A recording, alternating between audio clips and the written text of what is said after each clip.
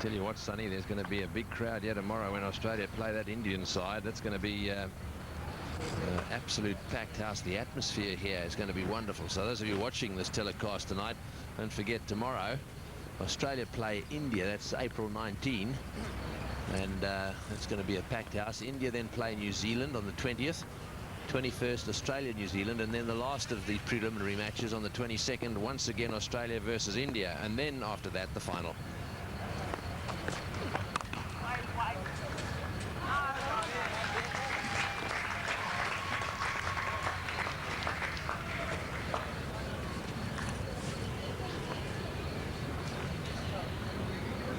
Well, this is very good work by the New Zealand fielders, giving their bowlers everything. In spite of the fact that they don't have a big total to defend, they're not going to make it easy for the Australians. Oh, he's hit this in the air. There's a fieldsman down there. It's going to be just wide of him. And, oh, well fielded again. Well, the Kiwis are doing pretty well on the boundaries this evening. That time it was Wiseman, and a little bit frustrated there, Cairns. I think just for a second he thought he had him. That's the end of the over. 43 for 1.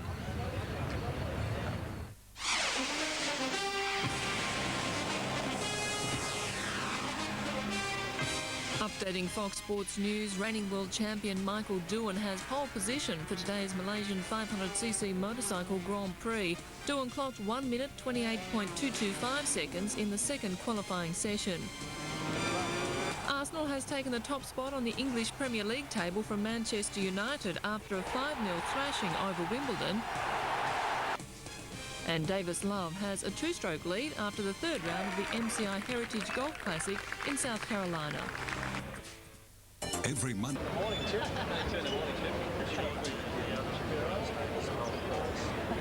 Well, there's a proud dad, Adam Dale. His daughter there, Georgie.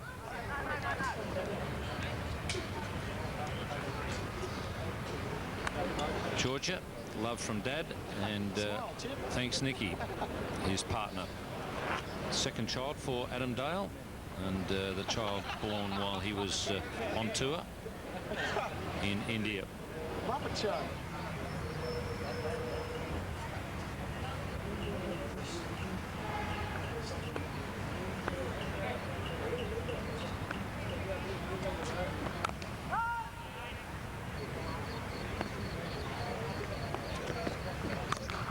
Oh, he's hit that beautifully and pulled it down well in front of square leg.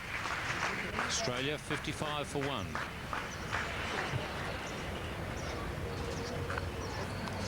Australia 56 for 1 after 10 overs. Good start. Adam Gilchrist running into some form and playing the horizontal bat shots extremely well.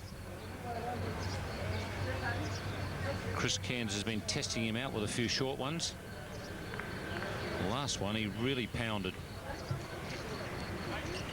Chris Cairns had this theory after he had Gilchrist miscue a hook. Well, this was an out-and-out pull, lovely wrist-rolling stroke where he was right over the top of the ball. Good footwork.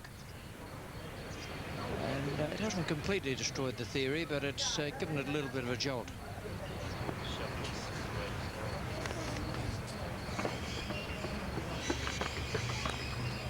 Edge, but no slip. It's away for 4.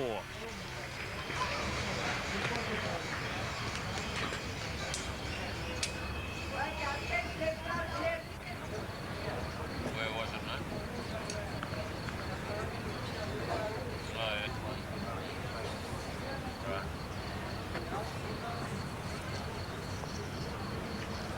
Well, we've got a winner there, Ricky Ponting, getting that shot right through the MRF sign. It's gone through the tyre. That'll win Ricky Ponting a prize. US $100 to the batsman hitting any part of the 2 boards, and 500 for Ricky Ponting, who's managed to get it right through the tyres. An educated edge, we'd have to call that one. Very much so. It's followed by a brilliant effort there from Nathan Astle. I think got an idea Ricky Ponting knew what he'd done as well. because when he was going past Dion Nash, he suddenly started to wave to the pavilion to where his teammates are sitting. There's Nathan Astle with his left-hand save. Well, this time he's gone for the sign in the stands, and in fact he's hit the MRF drinks wagon, so he's giving the MRF signs a real pounding at the moment. You get 500 for putting it through the hole. How much do you get for the wagon?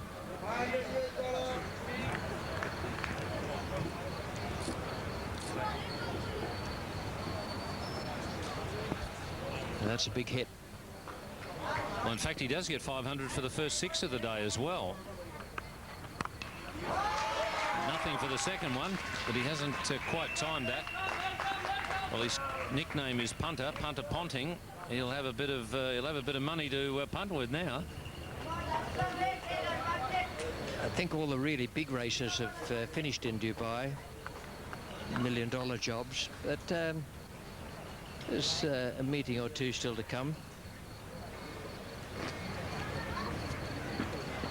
Don't think the serious punters restrict themselves to just the place that they're in at the time, Rich.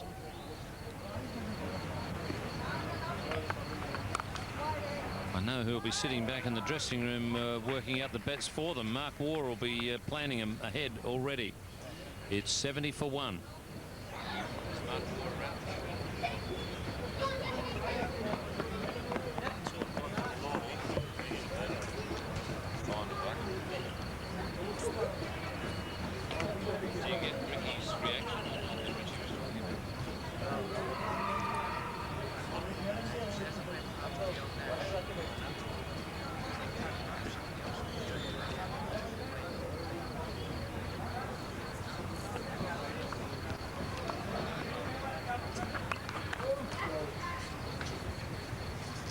Australia really getting a move on here now, coasting to victory. Ricky Ponting starting to get the board ticking over with a 4 and a 6, and he's got the cash register ticking over as well. It's a nice sight for a batting side. Chris Harris in that little spot has bowled at maiden just before the big over, and that would have given the New Zealanders heart, but not quite so much heart for the next one. After 17 overs, Australia 78 for 1. Ponting in good form. Also in good form in the commentary box, Ravi Shastri and Greg Chappell. Thank you, Ian. Only time will tell. 17 overs the Australians have been going, 78 for 1. Nice, Harry. Nice ball, Harry. And by the looks of the way these two are batting, Ravi, they're intent on an early night. Absolutely right, and this is a good innings for Adam Gilchrist, because he started off well in India in the triangular tournament, then missed out in the next few innings. But by spending some time at the crease here, Nice, Harry. he's getting an opportunity to get used to the pace of the track and the bounce. Because I do believe at the position he bats in the batting order, he's a very important man for Australia.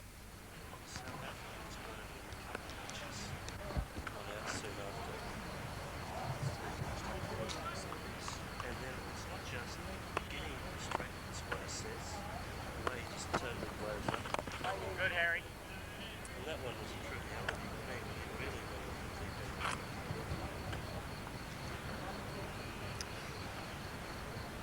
Gilchrist, very powerful striker of the ball, has a very good technique, and that's why he's been successful at this level, and is a very clean hitter of the ball.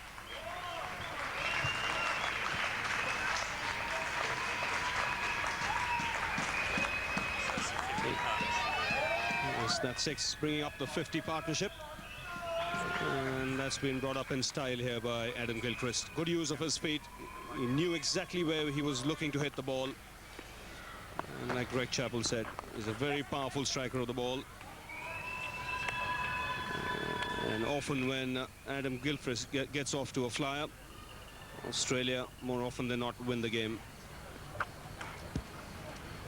Kit Ply and Kit Cole pay $500 US to the batsman who hits the most sixes in each game. So Gilchrist is on the way. That was his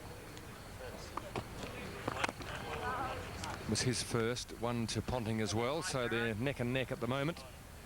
9 runs coming from the over. Australia 87 for 1. Partnership of 52 now between Gilchrist and Ponting. 35 the opening partnership between Gilchrist and Waugh. Chris Harris helped slow the Indian batting down last night, but hasn't had quite the same success so far with the Australians. 4 overs for 16 so far. And Priest now coming into the attack, left arm spinner. Harris has bowled 4 overs for 16, the first of which was a maiden, so the last 3 overs have been relatively expensive for him, and that's the career record of Mark Priest. Economy rate of just under 5. He'll need to do better than that, and he'll need to add to his 6 wickets if the New Zealanders are to stop the Australians tonight.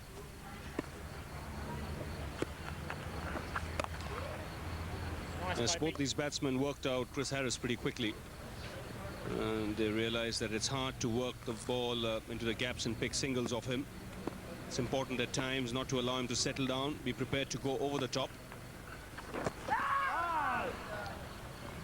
And in doing that, they made sure that they unsettled him.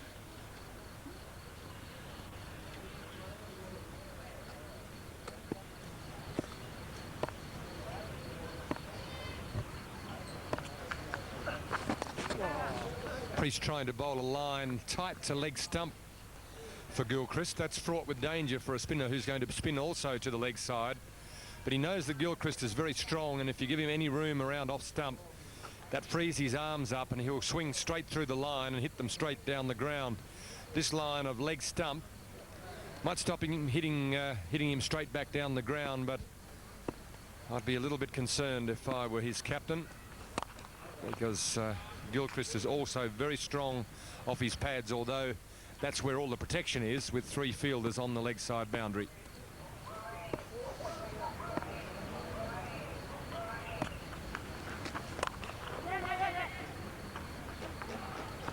Yes, by bowling that leg stump line, he is eliminating some ways of getting the batsman out.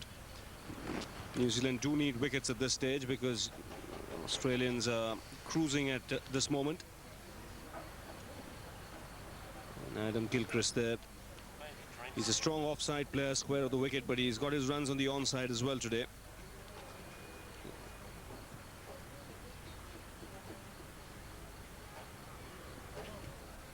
I won't be surprised to see Gilchrist try and make some room for himself if he gets the chance against Priest.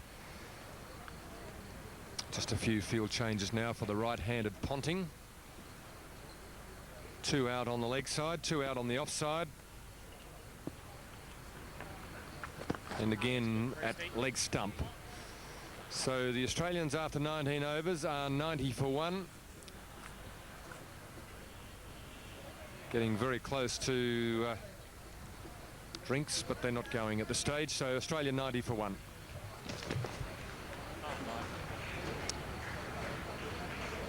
Australia needing 70 runs, have plenty of time to do it and plenty of balls from which to score them. They only require 2.25 runs per over.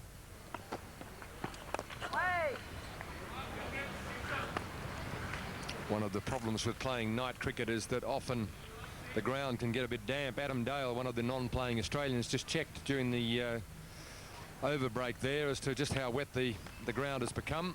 At this stage, I don't think it's all that damp. So with 70 runs required and plenty of time to do it, it would take an absolute brain fade for the Australians to lose this game.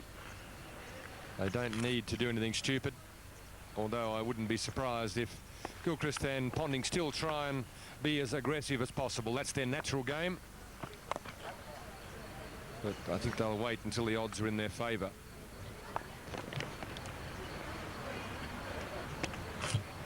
The over rate is pretty good for the New Zealanders. This will be the 20th over, and they've fitted that into about an hour and 10 minutes. That's not bad bowling, particularly seeing there's been a bit of chasing of the ball as well. as there is again on this occasion, but that one will also get to the boundary. Leg buys, that one off the thigh pad for Adam Gilchrist. So the Australians motoring along at a very good crack, and the New Zealanders just can't slow them down. Harris knows that Gilchrist is looking to try and make some room and hit him over mid-off. So he's concentrating on that leg stump line.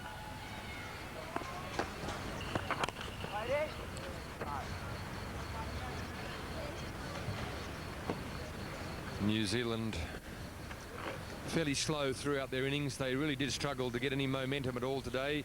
Again, their captain Stephen Fleming was the top scorer, but unfortunately they just couldn't get the Australian attack away, and the Australian fielding was pretty good. 4 runs from the over, and the Space Shuttle makes its way onto the ground. The MRF Sigma Steel drinks wagon comes out as the players go to a drinks break, with Australia at 94 for 1. A beautiful evening again in Sharjah, and that's the aerial view of the stadium here, where the second match of this series is taking place between Australia and New Zealand. Stephen Fleming from New Zealand won the toss earlier today and elected to bat first. Unfortunately, the New Zealanders could only manage 159. The Australians in reply, 94 for 1 from 20 overs. Adam Gilchrist has been there since the start. Ricky Ponting has given him great support, and Ponting was the first one to clear the boundary with a big 6 well back into the member stand, but he wasn't to be left on his own for long, as Adam Gilchrist came down the wicket to Chris Harris soon after that and hit him straight back over his head, and that's also gone well back into the bleachers, much to the joy of the young fellas out there. The yellow line is the New Zealand innings of 159. The Australians have always been on target and gradually pulling away from the run rate required to win this game, and in fact at the moment they only need to score at just over 2 runs and over to get the 160 required for victory. Adam Gilchrist has been in very good form from the very start of this innings, and from 30 overs the Australians require 2.2.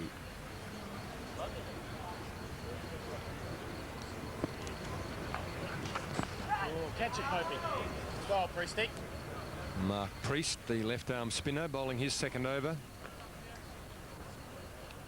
New Zealand has played so well against India last night. In fact, should have won that game, and they're now looking down the barrel at having lost their opening 2 matches in this series, which will make it very difficult for them.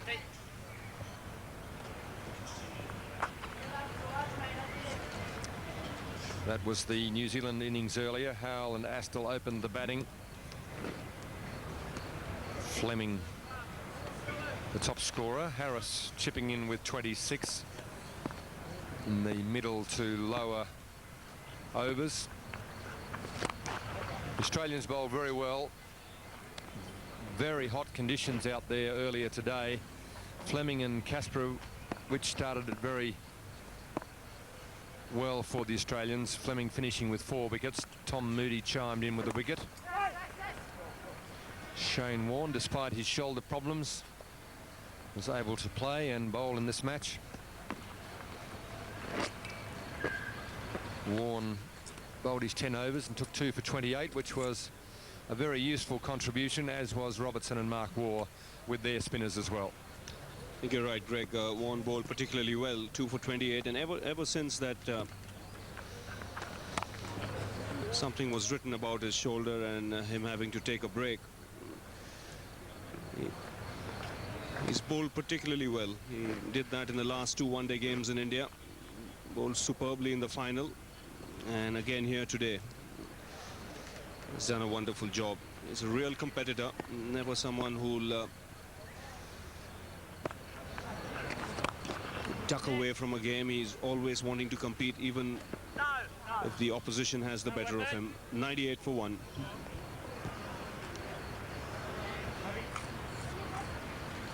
A partnership of 63 between Gilchrist and Ponting. 44 balls for Ponting's 33. Gilchrist has been there from the start. We were talking about Shane Warne at the end of last over. He bowled particularly well in the Australian innings after he'd done his bowling. A chase and throw just highlights how much problem he does have there. He's going to need an operation when he gets back to Australia after this series. And Alan Border was quoted as saying earlier today that he thought that he probably would miss the Tour of Pakistan, or thought he should miss the Tour of Pakistan later in the year, with the Australian program being so heavy from the next Southern Hemisphere summer.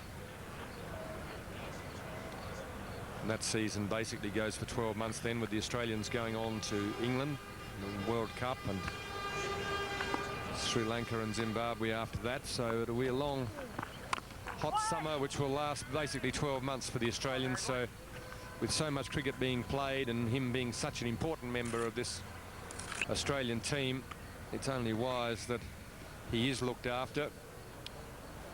And I think they're going to have to use him very wisely in the next few years if they're going to prolong his international career. And I would think that that would be a top priority for the Australian selectors. But they'll be hard pressed, Ravi, as you said, to keep Shane down. He loves playing. Yes, and every match is an important one, particularly if it's a test match. But I guess it's a decision that Warne and the Australian authorities have to take. And they have to look at it in the long term, because Australia do need him. He still has plenty of cricket left in him. He's already passed 300 wickets in test match cricket. And he knows that he can still pick up quite a few wickets in test cricket, provided he's fit.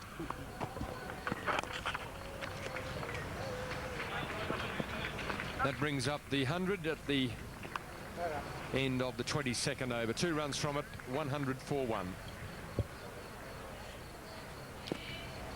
After an explosive start, the Australians slowing down a little bit for their second 50. But Ponting hasn't slowed down here. That's his second 6 of the innings. An effortless effort over the backward square leg boundary. The second 6 of the innings for Ponting, so that takes him ahead of Gilchrist in the challenge for the most 6s in the game. Yes, he's made it look so easy here. He really has timed it beautifully. Picked the length up quickly and took the aerial route. He's in hot pursuit now of Gilchrist, who's on 47.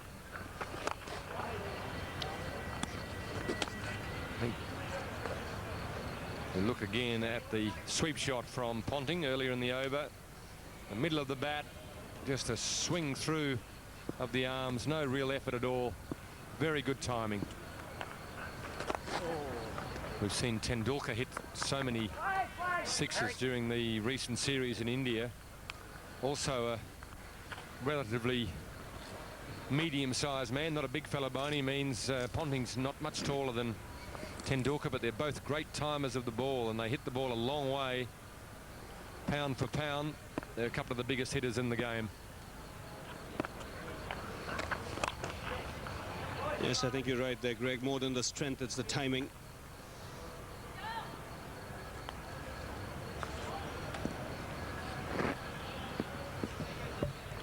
Gilchrist is quite happy to give Ponting the strike now. Ponting is in such good form as we have a look at his wagon wheel, scoring pretty strongly all round the wicket except through the mid-wicket area. That might have something to do with the line they're bowling to him. So I'm sure if they bowl it in the position where he can hit it through the mid-wicket area, he'll do it as well as anyone else. So a fairly even spread of runs all round the wicket. He's a very good player of all types of bowling all round the wicket. Nice, Popey. 8 runs coming from the over, 108 for 1. The Australians now have got the required run rate down below 2. So unless New Zealand can bowl them out, they can't win the game, really. And that will take a miracle. I think the New Zealanders are perhaps a little bit dispirited after their performance last evening, where they probably should have won the game, let it get away from them, and then they struggled. They dug a big hole for themselves with their batting this afternoon. And I think they may keep up the record which they could quite happily give away, that of not having ever won a triangular series in which they've been involved. So Stephen Fleming could well have set them on the road to breaking that record last night if he'd been able to keep his innings going, because it was the fall of his wicket which really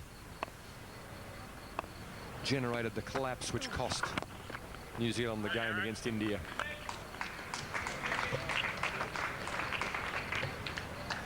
That was the result of yesterday's game. India 220 for 9. New Zealand chasing. Would have felt as though they were a reasonable chance of getting those, and in fact were well on target. And that's a great shot from Gilchrist. Good timing and placement again. That'll bring up his 50, and a well-deserved 50 has been, and a very good performance from Adam Gilchrist. So his 50 coming in 71 balls. It's exactly the same as Ganguly did in his 50 yesterday.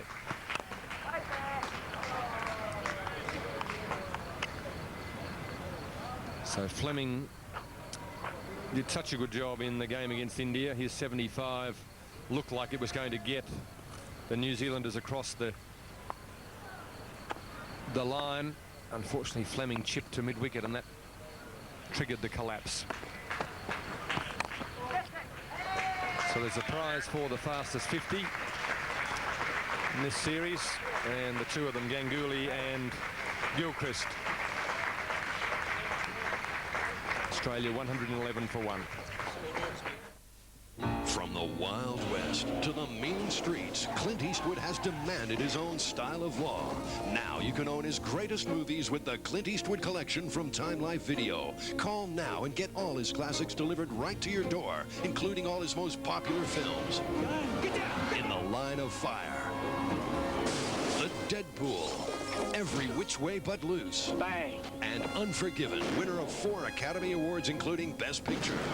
Start with the classic, The Outlaw Josie Wales, for only $9.95. you're gonna pull those pistols and whistle Dixie. Eastwood stars as a loner, a man of action and few words who turns his back on civilization and heads out for the Indian nations. Phone 1-300-360-377 now to start your collection with The Outlaw Josie Wales for only $9.95. Another exciting video will follow every month. Phone now to order The Outlaw Josie Wales, 1-300-360-377. Call now. The combination of pure passion and skillful technique. The continuing story of the Coca-Cola Cup, exclusively live. Australia, India, tonight, 8:30, Fox Sports. This afternoon, the World Motorcycle Grand Prix from Johor Bahru, Malaysia. And the only place you'll be able to see all classes, the 125s, 250s and 500s live, is on Fox Sports. A dream start for Biaggi at Suzuka, racing 500s for the first time. He won in convincing style after taking pole position. Can he now keep the throttle open, or will Doohan fight back? Exclusively live, the World Motorcycle Grand Prix, this afternoon at 1, Fox Sports. Tomorrow morning, from the stunning Harbour Golf Links, the US PGA Tour's MCI Classic. Live and exclusive. The final round tees off at 5 o'clock tomorrow morning. Fox Sports. Don't be seduced by the glamour of Hollywood, the radiance of a star, or the promises of promoters. Film 98 tells you all you need to know. No fuss, no frills, just the straight-talking Barry Norman reviewing all the latest releases and a chance to see the preview so you can make up your own mind. Film 98, your no-nonsense guide to the movies on BBC World. Well, now that he's reached his 50, we'll have to wait and see if he look to try and improvise here against Priest.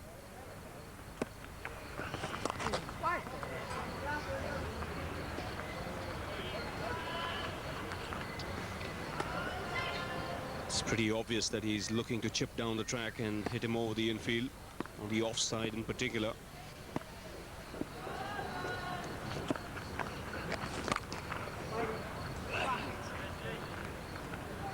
Ponting just slipping there and limping from the result of it. It's been a good partnership between these two. 66 minutes and 111 balls for their 76 runs. And Gilchrist looking to make room for himself, but can't quite get the arms free at the moment. Priest doing quite a good job in keeping him pinned down. 49 required from 25.2 overs, so there's plenty of balls left, and that's a wide. Well, I think Priest here anticipating that he might just give him the charge once again. He's firing it down the leg side.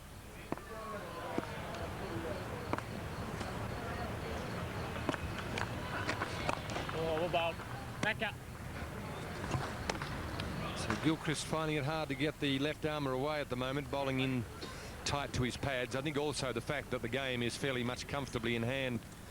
Gilchrist is not prepared to take any silly risks. He's prepared just to see him out.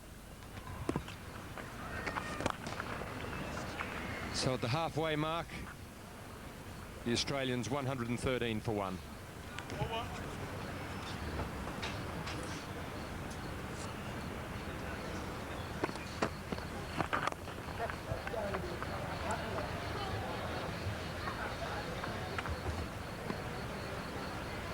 Chris Harris continuing out in the middle. We'll have a change in the commentary box, though, as Ian Chappell moves in alongside Tony Greig. Thank you, Greg.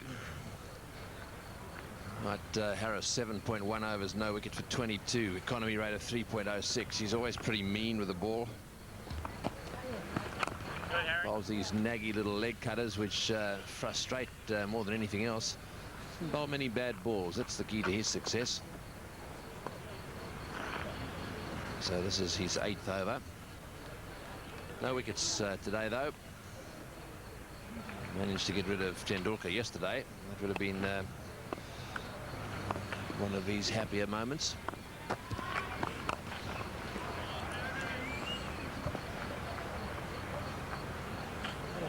Yes, the Australians well on top and trying to take advantage of their superiority by finishing this match as quickly as possible, just in case net run rate comes into the equation when they're looking for finalists.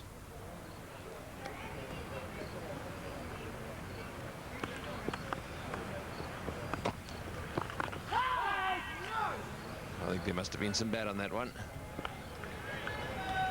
As he does nag away. He's one of those bowlers who looks very innocuous and produces that nagging length, which almost creates a situation of the batsman whereby he wants to go after him, but he sort of checks himself. It's almost too good to be true. Oh, that's well played. And that time he was just a little short and a little off line, and Ricky Ponting played a lovely shot. Very strong in that area. Beautifully timed and well placed. It's not the easiest shot in the game on a slowish pitch, the square cut. That was a very good example of it. So that one just a little lucky that time. 7 off the over, 120 for 1. So they need another 40 now, and that run rate that they've got to score at 1.66, so that's a doddle. Lovely evening in Sharjah tonight. Actually a bit of a godsend playing games at night here. These lights have only been up now for a couple of the competitions played here. Previously they were all played during the heat of the day. More one-day internationals on this ground than any other ground in the world. This is the ideal climate for day-night cricket, being still quite warm at night.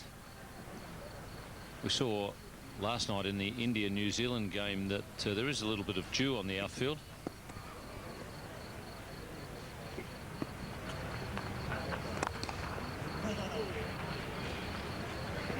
But it is a very good venue. 127th one-day international at this ground.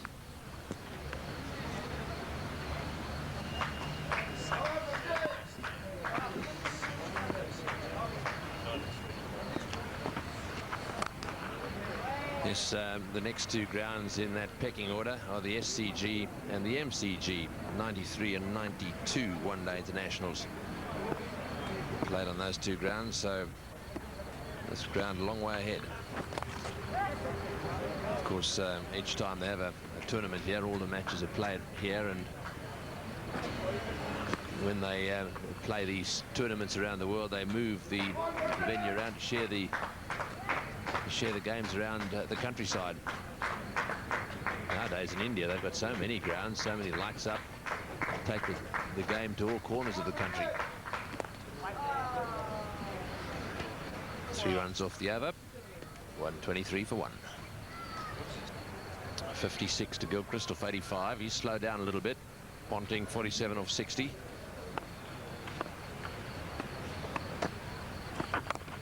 Lots of batting in this Australian lineup.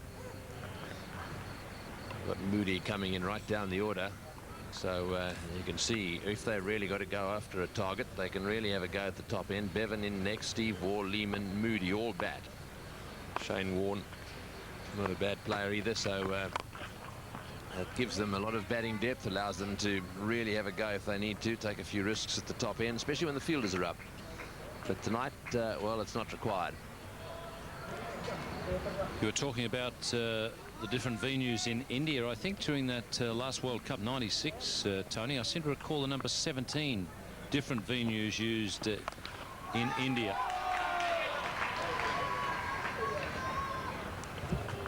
Which is a lot of venues, and plenty of them have got lights.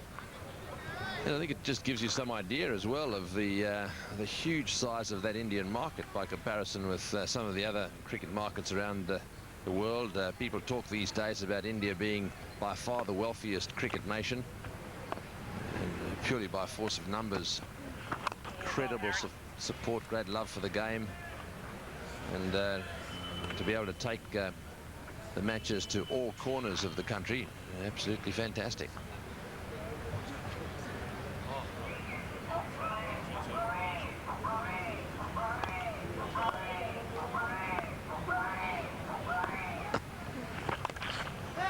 Well, that's going to be out. Yes, he's caught him. That's a very good catch down at deep square leg. Astle coming in there and making a magnificent catch. That was really firmly hit away. It was a flat pull shot, and he had to come in about probably 7 or 10 meters and catch the ball inches above the ground. He won't seem any better. Adam Gilchrist looking very disappointed. I think he set himself to be there at the end. That's a good catch from Nathan Astle. Judged it beautifully, got in there quickly and grabbed it. Gilchrist gone for 57. Australia 125 for 2.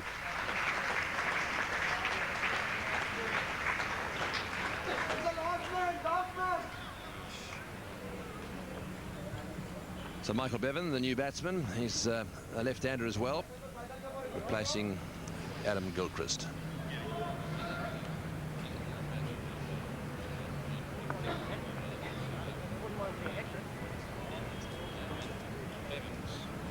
...80 matches, 71 innings, an average of 55 in one-day internationals. That's an incredibly good average.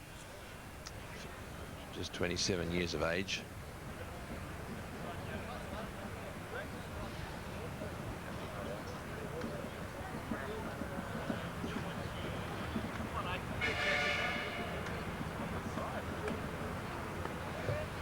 Got a silly point in there, try and put a bit of extra pressure on him.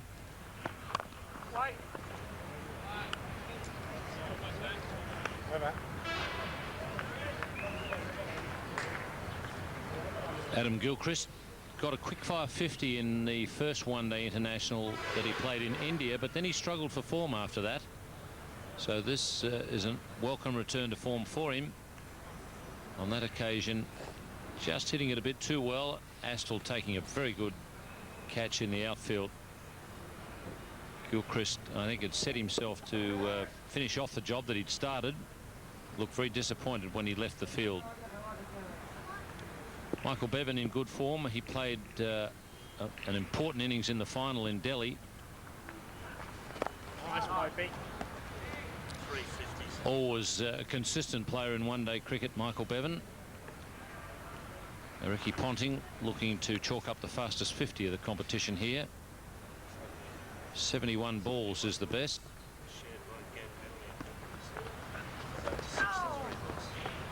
He's got that one away, and back he comes for 2. In fact, they'll be looking for 3. And he'll come back for the 3rd.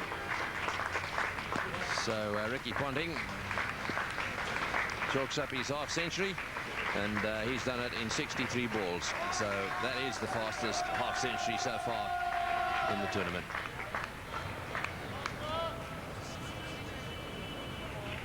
Yes, the fastest $50,000. The show markets prize there. The best bowler gets $1,000, and the best fielder gets $1,000. So a few bucks on the fastest 50. There's a pretty good chance that that'll be broken. That fastest 50, we're bound to see one scored a little faster than that. It may even be Ricky Ponting himself. The fastest 50 in all one-day internationals, Jaya Surya, 17 balls. And the fastest one here in Sharjah, Simon O'Donnell, scored a 50 in 18 balls. And Shahid Afridi, the other player to score in 18 balls as well. Shahid Afridi then turned that into the fastest 100 of 37 balls, so that gives you some idea of some really big hitting. So this one driven down the ground, and a bat of the non-striker behind the crease there as the ball deflects off the bowler's hand.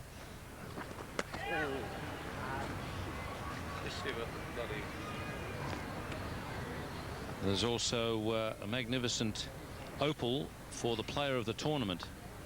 The World Tour commentators have got a vote on that. It's a magnificent car.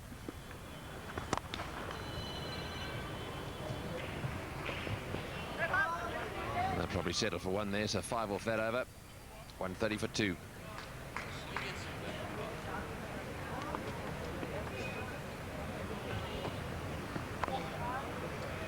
$130 for 2. New Zealand made 159, so this match is drawing to a close. That's the a few details there. The New Zealand innings, 159. Fleming made 59 and Harris 26. And for Australia, Fleming took 4 for 28. That's good bowling. Nice, Harry.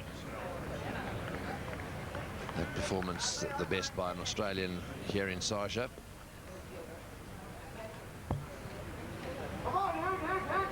Yes, he's starting to run into pretty good form, Damien Fleming, since he came on this tour.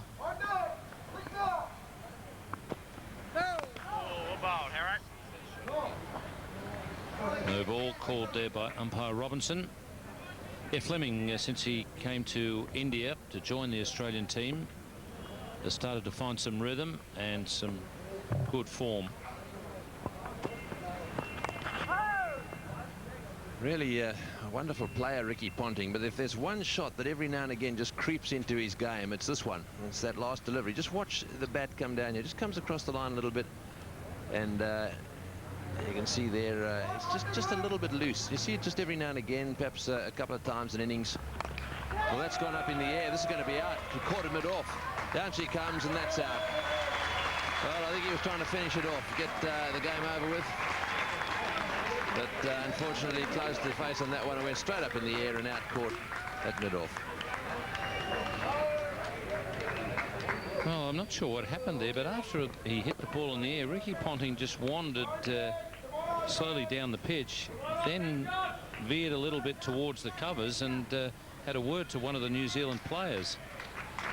Obviously not too thrilled about something or other. It's 131 for 3.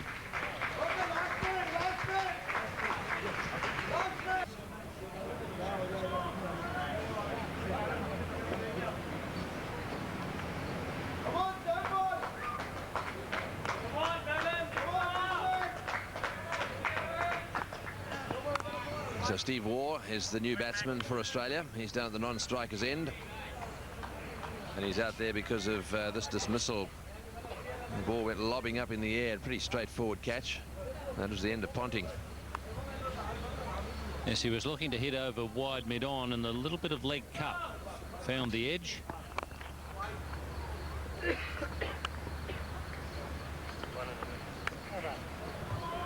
So 1 run and a wicket in that over. 131 for 3.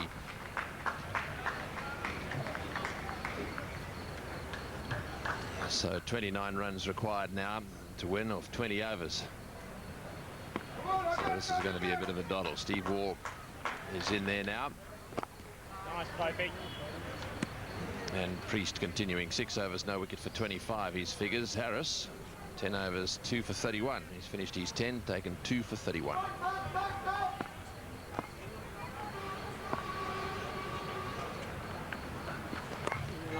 Priest is in this side for Daniel Vettori, who's been given a bit of a break.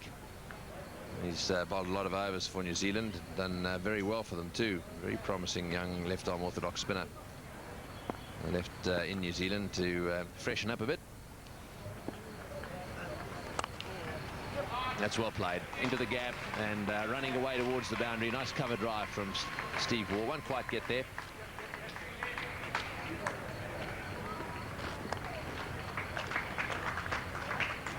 Yes, he finds the gaps pretty well, Steve Waugh. Even when he first comes to the crease, if he hits the ball firmly, it's usually into the gap. He likes that square drive.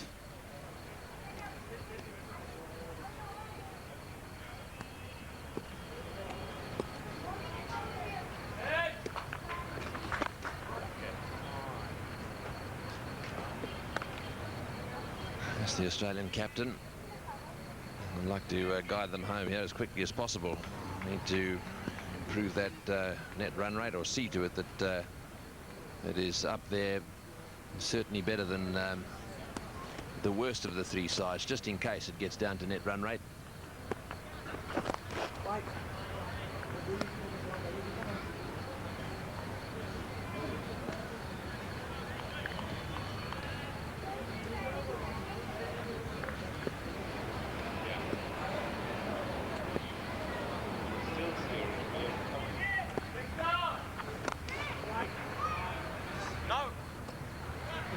Quite a tidy over that, just 3, 134 for 3.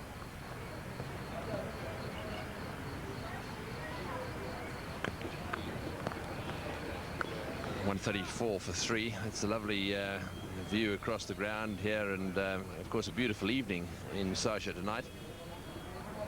19 overs to go. They won't need those 19, I shouldn't think.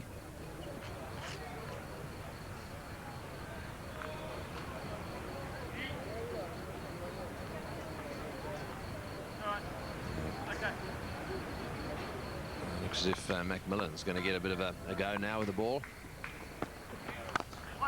Harris actually completed his 10 overs. Ended up taking 2 wickets towards the end of his spell.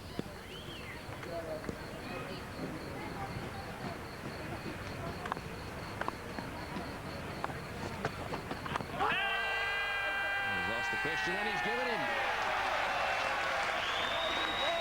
Well, Steve Waugh once again not too happy about that, and well, there's nothing much you can do about it. The fingers up, and the Australian captain is on his way. So the 4th wicket has fallen. This will make an interesting replay. Let's have a look. Well, Craig McMillan did some damage yesterday. Looks as though there may have been a little inside edge there, but the umpire didn't detect it. Australia 134 for 4.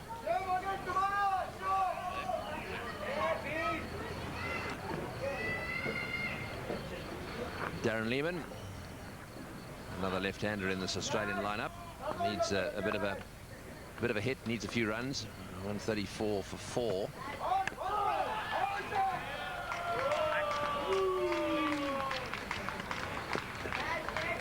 Craig McMillan just getting one to come back in on Steve Waugh there.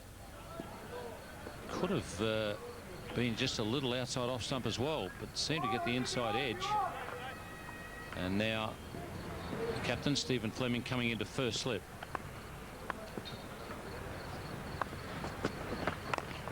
Yes, I think that that is a pretty ordinary decision.